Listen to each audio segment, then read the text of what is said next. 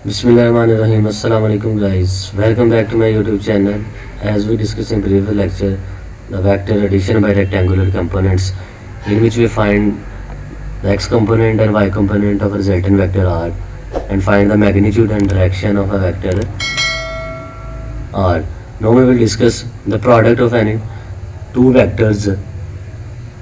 तो आप इसको मैथमेटिक्स में भी पढ़ चुके होंगे. अब हम इसको बहुत ही इजी मेथड से पढ़ने जा रहे हैं. तो चलिए स्टार्ट करते हैं. दो वेक्टर्स का प्रोडक्ट हम किस तरह सॉल्व कर सकते हैं. अब जो वेक्टर्स की ये मल्टीप्लिकेशन है, ये हमारे पास दो टाइप्स की होती हैं. First one is the scalar product and the second one is the vector product. तो इसमें एक शॉर्ट क्वेश्चन बन सकता है, what is the difference between the scalar product and the vector product. तो जब भी हम किसी दो क्वांटिटीज, वो कौन सी क्वांटिटीज होंगी? वेक्टर क्वांटिटीज होंगी. वेक्टर क्वांटिटीज को मल्टीप्लाई किया जाता है, यानी कि मल्टीप्लिकेशन हम स्केलर मल्टीप्लिकेशन करेंगे, स्केलर प्रोडक्ट करेंगे उसका.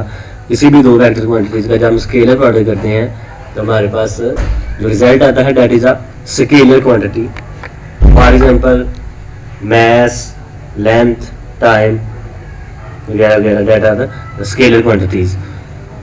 और जब हम किसी भी दो क्वांटिटीज का वेक्टर प्रोडक्ट करते हैं तो हमारे पास रिजल्ट जो आता है वो एक वेक्टर क्वांटिटी की सूरत में आता है.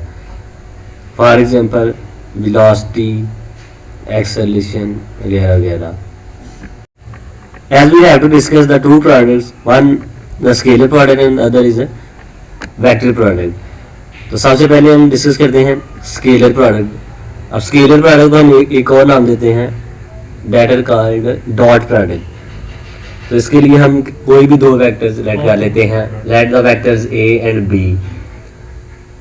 तो इसकी एग्जांपल्स हम ये देख सकते हैं डायग्राम के, ए वेक्टर्स और ये एक बी वेक्टर है.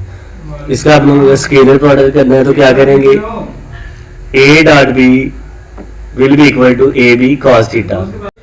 So the dot product of two vectors can be written as A dot B is equal to AB cos theta. तो dot product जो है ये हमारे पास cos theta में ओपन होता है. और AB यहाँ क्या है, that are the magnitudes of the vector A and B. और theta इसमें क्या है, that are the angles between them. अब जो हमने वेक्टर A और B लिया है, इन दोनों के दरमियान एक एंगल है that are called theta. अब हम अगर चाहते हैं कि फिजिकल इंटरप्रिटेशन करें इसकी डॉट प्रोडक्ट की, जो हमने वेक्टर्स लिए ए एंड बी, इनका डॉट प्रोडक्ट को अगर हम फिजिकली इंटरप्रेट करना चाहते हैं तो हम क्या करेंगे, इन दोनों वेक्टर्स को एक ओरिजिन पे लाएंगे. जैसा कि ये इधर से हमने इसको स्टार्ट किया, ए वेक्टर्स ये ड्रा कर लिया और बी वेक्टर्स ये हमने वाई एक्सिस की तरफ ड्रा कर लिया. तो क्या करेंगे, इसका एक प्रोजेक्शन ड्रा करेंगे from vector B on vector A. Then A dot B can be written as A dot B is equal to A into projection of B on A. तो इस तरह हम किसी भी वेक्टर्स को फिजिकली इंटरप्रेट कर सकते हैं. तो इस तरह हम किसी भी वेक्टर का प्रोजेक्शन भी फाइंड कर सकते हैं. अगर हमें कहा जाए कि वेक्टर A का प्रोजेक्शन ऑन B फाइंड करें तो इस फार्मूले से हम ये प्रोजेक्शन किसी भी वेक्टर का फाइंड कर सकते हैं. सिमिलरली बी डॉट ए किसके इक्वल होगा, B into A cos theta. ये है ए का प्रोजेक्शन ऑन बी,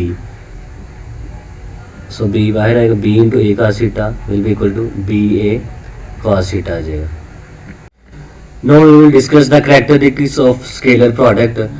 सबसे पहले इसकी कैरेक्टरिस्टिक्स ये है कि जब हम ए डॉट बी को अगर इक्वल कर दें बी डॉट ए के, यानी कि A dot B is equal to A B cos theta और B dot A is equal to B dot B A cos theta, तो ये दोनों एक दूसरे के इक्वल अगर होंगे तो इसका मतलब होगा कि इन दोनों का जो स्केलर प्रोडक्ट होगा वो क्या होगा, कम्यूटेटिव होगा.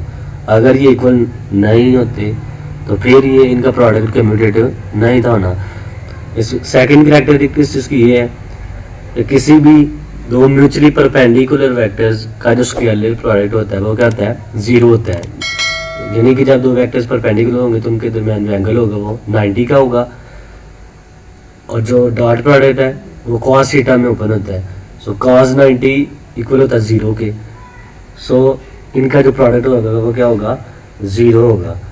In case of unit vectors I J and K since they are mutually perpendicular, तो अगर हम यूनिट वेक्टर्स के लिए इस इक्वेशन को लिखना चाहिए यानी कि म्यूचुअली परपेंडिकुलर के लिए, तो क्या होंगे, यानी कि आई जे के ऊपर परपेंडिकुलर है, जे के ऊपर परपेंडिकुलर है और के आई के ऊपर परपेंडिकुलर है, तो इनका भी प्रोडक्ट क्या होगा, 0 के इक्वल होगा, क्योंकि इनके दरमियान में एंगल 90 का होगा। So cos 90 will be equal to 0।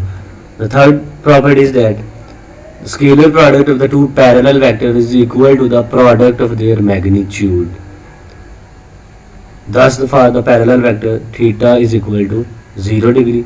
So इसके लिए हम इक्वेशन में क्या बना सकते हैं, a dot b is equal to A B cos थीटा, और थीटा का यहाँ क्या है 0 डिग्री, यानी कि दो वेक्टर्स हमारे पास और दोनों पैरेलल हैं, यानी एक ही डायरेक्शन में वो जा रहे हैं, तो उनके दरमियान जो एंगल होगा वो 0 डिग्री होगा और cos 0 होता है 1।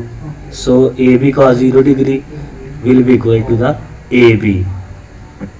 और यूनिट वेक्टर के केस में जो पैरेलल वेक्टर्स होते हैं उसको हम किस तरह लिख सकते हैं, यानी कि आई के साथ ही डॉट प्रोडक्ट लेंगे और जे के साथ डॉट प्रोडक्ट लेंगे और के साथ प्रोडक्ट लेंगे, तो वो किसके इक्वल होगा, क्योंकि इनके दरमियान एंगल 0 होगा, सो इनका product will be equal to 1 होगा। और जब एंटी पैरेलल वेक्टर्स होंगे, यानी कि एक वेक्टर पॉजिटिव डायरेक्शन या एक वेक्टर रिवर्स डायरेक्शन में ले लें, तो दोनों के दरमियान एंगल 180 डिग्री होगा। So A dot B is equal to A B cos 180 degree, और कॉस 180 होता है हमारे पास जो -1 होता है। सो -1 जब इसे पुट करेंगे तो माइनस ए बी से मल्टीप्लाई होगा, माइनस ए बी रह जाएगा। नेक्स्ट द फोर्थ प्रॉपर्टीज, जब हम किसी वेक्टर ए को उसी वेक्टर ए के साथ मल्टीप्लाई करते हैं, यानी कि सेल्फ प्रोडक्ट करते हैं उस वेक्टर का, तो हमारे पास क्या आंसर आता है, A dot A is equal to A cos 0 degree. अब इनके अंदर जो एंगल होगा वो भी 0 डिग्री होगा, क्योंकि ये सेल्फ प्रोडक्ट है, एक ही डायरेक्शन में लाई करेंगे। सो cos 0 तो 1 हो गया और ए से मल्टीप्लाई क्या हो गया, ए स्क्वायर हो गया। The fifth characteristic is that scalar product of the two vectors A and be in terms of their rectangular components. अगर हम वेक्टर ए और बी को रेक्टेंगुलर कंपोनेंट्स की सूरत में राइट करना चाहें तो वो क्या होंगे, A dot B is equal to X component. अब ए के सारे जो कंपोनेंट होंगे एक्स के अलोंग, वाई के अलोंग, जेड के अलोंग, एक्स ऐसे के लिए यूनिट वेक्टर आई लेते हैं, वाई के लिए जे लेते हैं और जेड के लिए के लेते हैं। इसी तरह बी के हम कंपोनेंट्स लिख लेंगे, तो दोनों को मल्टीप्लाई कर देंगे, स्केलर प्रोडक्ट उनका कर देंगे। So A dot B will be equal to A X B X plus A Y B Y plus A Z B Z, चूँकि आई डॉट आई तो हो जाएगा हमारे पास 1, सो रिमेनिंग टर्म ये 2.20 बच जाएगी। अब ये जो इक्वेशन 2.20 हमने फाइंड की है, इसे हम cos थीटा की वैल्यू भी फाइंड कर सकते हैं। That will be the equal to the cos theta is equal to A X B X plus A Y B Y plus A Z B Z divided by A B. चूँकि A dot B को हम open करते हैं ए B cos theta में, सो cos theta एक side पे रहेगा और जो ए बी है वो नीचे आके यहाँ डिवाइड हो जाएगा। तो इस तरह हम किसी भी वेक्टर के दरमियान एंगल भी फाइंड कर सकते हैं। तो आज का लेक्चर स्टूडेंट हमारा इतना ही था। अगर आपको वीडियो अच्छी लगी हो तो please like and subscribe my channel. Thank you.